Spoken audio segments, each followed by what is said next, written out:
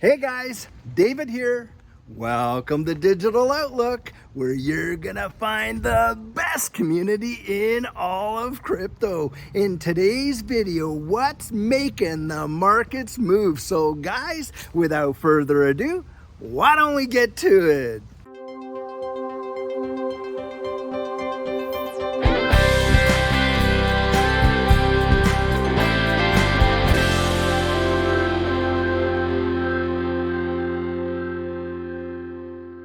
So guys, if you've been watching the markets today, boy, I'll tell you what an opportunity, at least in my opinion, I'll tell you. And guys, one of the biggest questions that comes out all the time, and I saw it yesterday on the channel and everything like that, is this.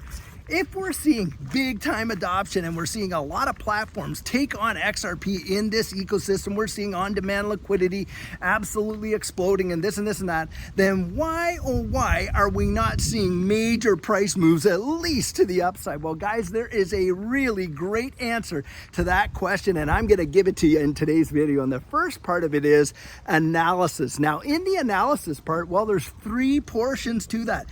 First, there is the fundamental analysis. Second, there is the technical analysis. And the third thing in there is the market analysis. So let's take the fundamental analysis right off the table. Guys, when we're talking about this ecosystem, we are literally talking about an organization, when you got Ripple out there building the infrastructure for the evolution of money. We can see that. And we can see 7,000 other businesses that are utilizing XRP and the XRP ledger for all kinds of various projects and programs and things like that.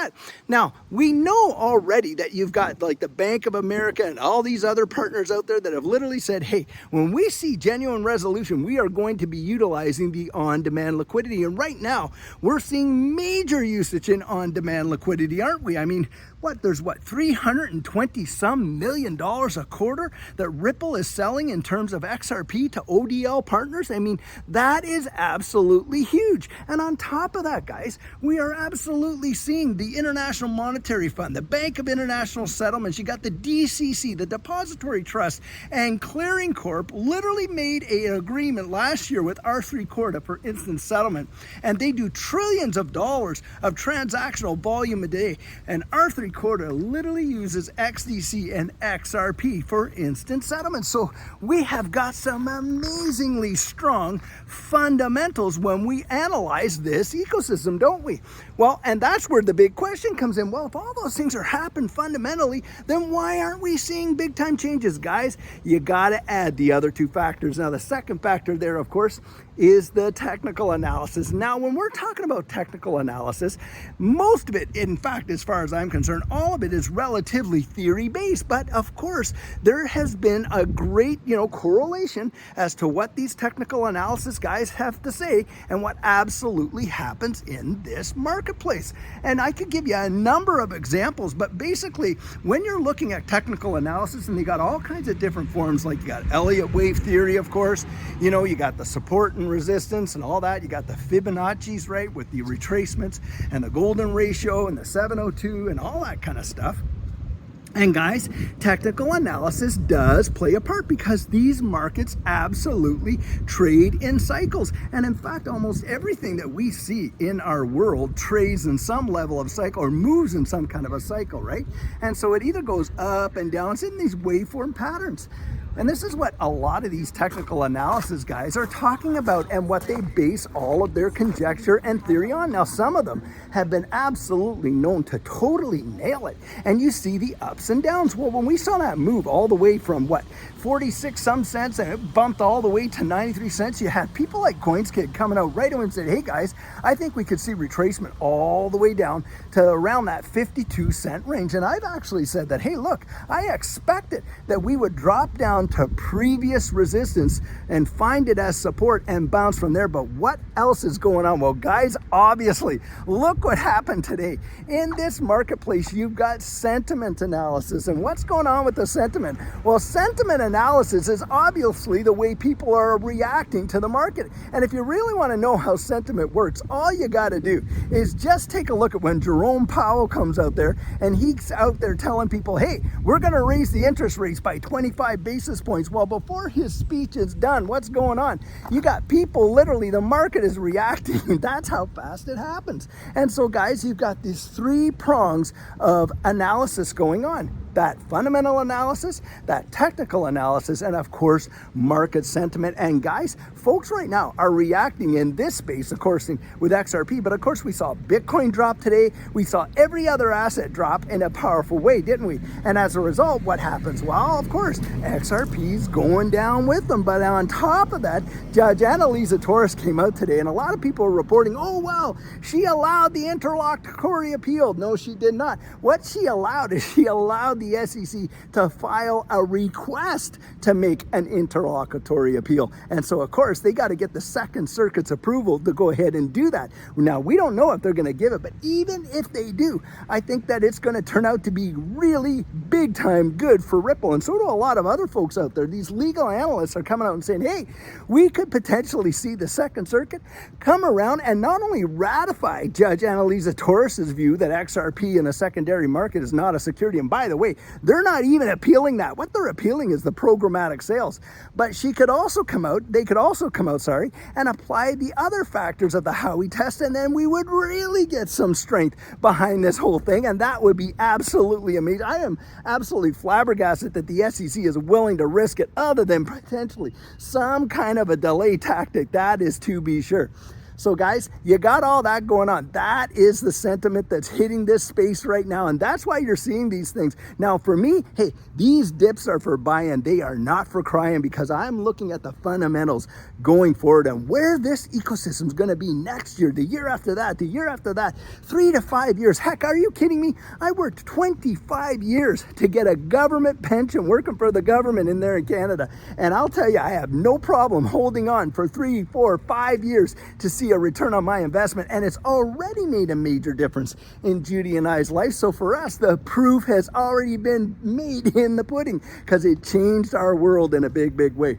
Now, the second thing outside of the analysis side for price and how it affects it is this.